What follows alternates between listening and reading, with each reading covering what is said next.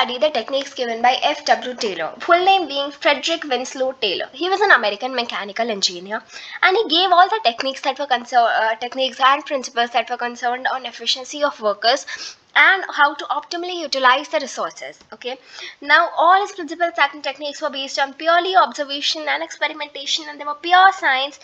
Okay, he's known as the father of scientific management. Okay, now see, what is scientific management? See, in earlier times they used to follow rule of thumb. Rule of thumb means whatever they used to think it's correct, whatever they used to think is the right way, they just used to do that. There used to be no experimentation, observation, or actually following the scientific method. Okay, but its limitation was that there was trial and error approach. They used to try whatever they used to find good, they used to go with it, and wherever there was an error they used to do away with it. So it used to waste a lot of time, material, and men. Okay, now he told that everything should be based on science, everything should be scientifically managed. Scientific management means application of science for each and every element of management. Decisions must be taken on scientific studies, they should be conducted using scientific tools. Now see, in the words of F.W. Taylor, knowing exactly what you want your men to do and seeing that they do it in the best and the cheapest way is the definition of scientific management. Okay, now let us look at the principles that were given by F.W. Taylor. The first one being science, not rule of thumb. Means see, science is based on cause and effect relationship.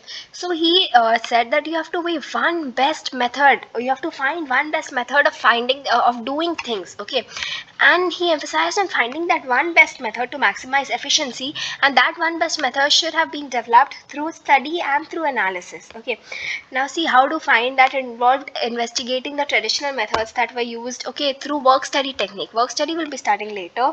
Then unifying all the best practices that were there and developing a standard method which will be followed throughout the organization. Okay, like determining a standard time, a standard rest interval, a standard motion, a standard movement. Okay, now see, what would be the benefit? It would save human energy and it would also save wastage.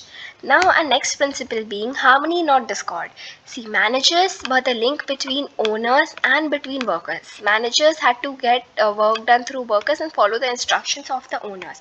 So between managers and workers, now class conflict can arise. There are different class, there are different class. Okay, now class conflict means they will think workers are bad, they only try to exploit us, they do not work, they just keep sitting idle, and workers will think managers don't pay us enough, they're very evil. Okay, so this kind of class conflict can arise, but it will neither help managers nor is it going to help workers. Okay, there should be harmony between managers and between workers, because everyone is important for the organization. These both are very important for the organization. Okay, there has to be a mental revolution between managers and workers in which we transform the way that both of them think towards each other. Okay, we have to make both of them realize that they're both working towards the same goal and they both have to think good for each other. Okay, they have to benefit each other.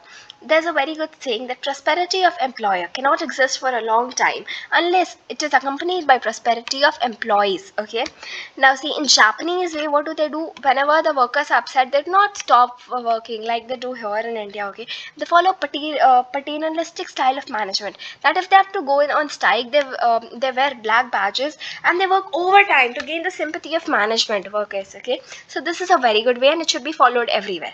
Next, cooperation, not individualism. This is just an extension of harmony, not discord. What does it say? Management, it should listen to the suggestion of workers, and if there's a very good suggestion given by a worker, like that can save time, okay, or that can make us more efficient, then the workers should be rewarded. And workers also should not go on strike or make undesirable demands. Okay, there should be open communication between managers and workers.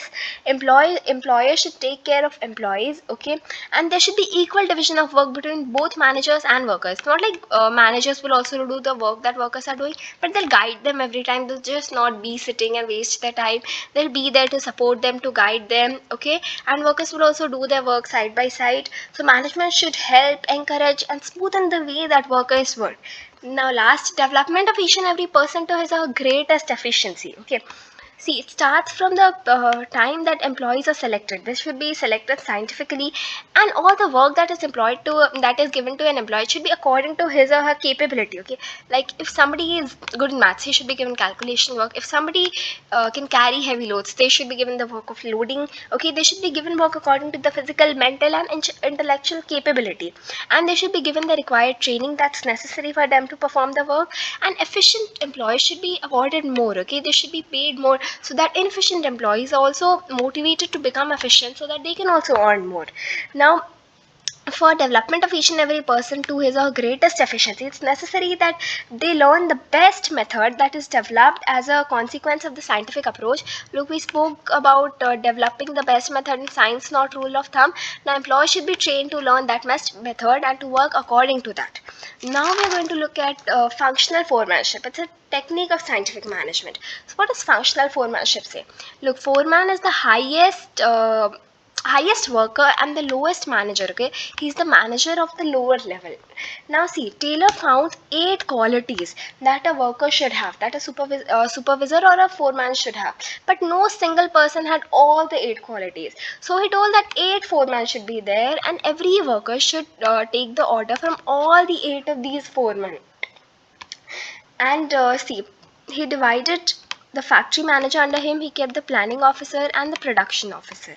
Okay, now planning department were those supervisors who had technical mastery, who were intelligent, who had grit, and in production department became those managers who had energy and who had good health. Now let us look at each of these managers, each of these supervisors in detail. First, root clerk. Root clerk is the one who fixes the sequence of steps for performing a job. Like first you'll do this, first you'll do this. Who plans that is known as the root clerk. Instruction card clerk is the one who gives general instruction to carry on any job in a specific manner. He tells, okay, these are the instructions, like general instructions. Time and cost clerk is the one who fixes up a standard time for starting and completion of the job, and he also prepares the standard cost sheet. Now disciplinarian is the one who checks that that the job is performed in orderly and systematic manner. Okay, now speed boss. Who is speed boss? He assures that the job is completed timely. Gang boss arranges all the machines and tools that are required for operation by workers so that there's no delay. Now repair boss ensures that all the machines and tools are kept in working condition. Now inspector checks on the quality control of output. So this is functional foremanship, that every worker has to take instruction from these 8 workers, from these 8 supervisors. Okay. The next, standardization and simplification of work. What is standardization? Standardization means a process of setting standards for every business activity. Like this is the standard time the work should be done within this is the standard movement, this is the standard cost, the work should be completed within this cost. The best practice should be kept and further refined to develop a standard which should be followed throughout the organization. Okay, now what is simplification? Simplification means eliminating all the unnecessary diversity of products. Like if there's just a shoe company and they produce all the shoe sizes, okay, but number 8 it's very less required, like there's very less demand for number 8, so now they're just wasting their men and material by producing number 8. So if they eliminate the production of shoe size 8, then it's called simplification. Okay, simplification, it results in saving the cost of labor, machine and tools. It implies reduced inventories, fuller utilization of all the equipment and increased turnover.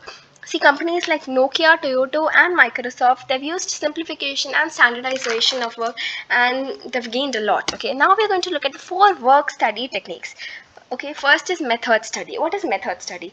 It's finding out the one best way of doing a job. There are many ways of doing a job, but finding out the one best way of doing a job is concerned with method study. Okay. Now see, from procurement of raw materials to making the final product, there are many ways of doing a job. Taylor, he made the concept of assembly line using the method study, and that was very beneficial during that time. So the objective of method study is to minimize the cost of production and to maximize the quality and the satisfaction of consumers. Okay, Ford Motor Company has used method study and is showing successful results.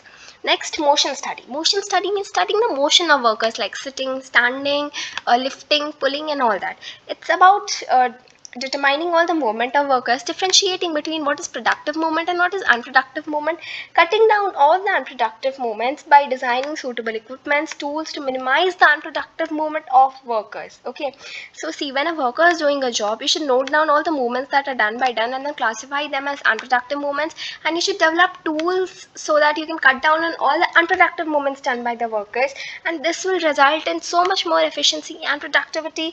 Look, Taylor and one of his colleague Frank, they reduced the motion bricklaying industry from 18 to 5. Okay, and by that their productivity increased 4 times. So can you understand the benefit? Next is time study. That's with setting up the standard time to perform a well-defined job.